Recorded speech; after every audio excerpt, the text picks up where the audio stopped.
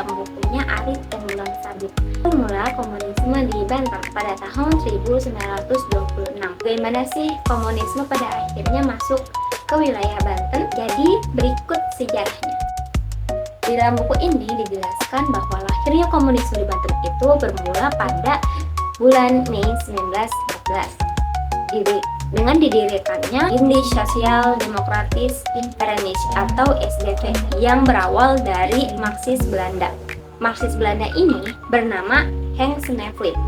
Awalnya partai ini didominasi oleh orang-orang Belanda, namun pada akhirnya mereka dapat berbaur dengan buruh-buruh yang ada di Indonesia, membawa hubungan yang akrab dengan embrio pergerakan buruh, dan pada akhirnya turut serta dalam menumbuhkan massa untuk membaurkan orang-orang yang ada di Indonesia untuk ikut dalam ideologi komunis ini. Dengan bergabungnya gerakan para buruh ke partai SDP ini, lalu muncul juga partai yang bernama Vereniging voor Sport de Toekomst Personal atau biasa disingkat VSTP.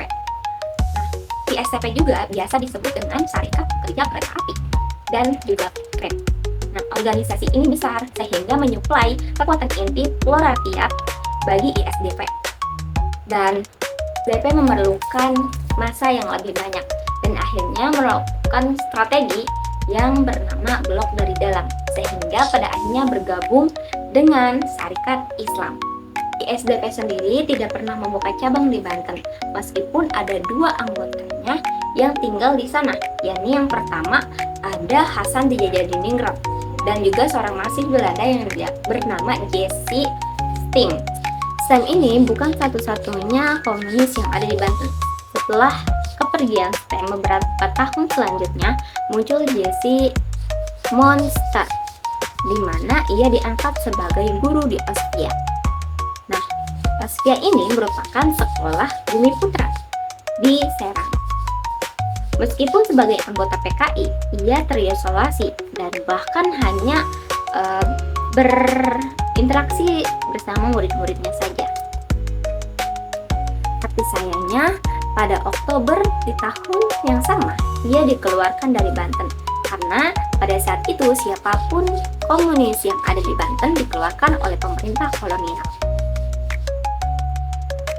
Pada tahun yang sama, pemerintah kolonial ini banyak sekali melakukan kebijakan-kebijakan yang menyengsarakan masyarakat, terutama pada pekerja di kereta api.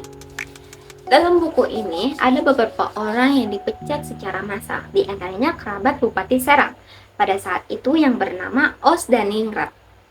Nah, ia diberhentikan pekerjaannya di stasiun kereta api Tanah Abang dan pada akhirnya bergabung dengan Serikat Buruh Kereta Api. Walaupun pada saat itu belum ada Partai Komunis Indonesia, namun banyak rapat-rapat yang dilakukan. Ada 3 kali rapat yang dilakukan, di mana tokoh-tokoh PKI termuka hadir sebagai pembicaranya. Pada tanggal 1923, Partai Komunis Indonesia berpisah dengan Syarikat Islam dan pada akhirnya mendirikan sendiri Partai Komunis Indonesia. Namun bernamanya bukan Partai Komunis Indonesia, namun Syarikat Rakyat. Nah, Syarikat Rakyat ini yang akhirnya nanti akan berpotensi besar untuk menjadi Partai Komunis Indonesia. Upaya pembangunan Syarikat Rakyat ini dilakukan oleh Osdaningrat, di mana ia melakukan rapat dengan pembicaranya, yakni Alimin dan juga Musso. Namun, beberapa kali rapat dilakukan, hanya beberapa peserta saja. Di antaranya rapat pertama ada 14 orang, dan rapat kedua ada 9 orang saja. Itu adalah awal mula berdirinya PKI di Banten. Namun setelah itu masih berlanjut ketika Ahmad Khotib nanti akan menjadi tokoh sentral yang akan mengumpulkan massa dan pada akhirnya melakukan pemberontakan kepada kolonial Belanda.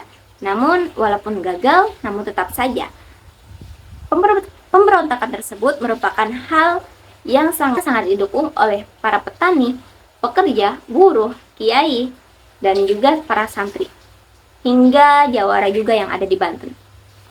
Mungkin itu saja cerita kali ini.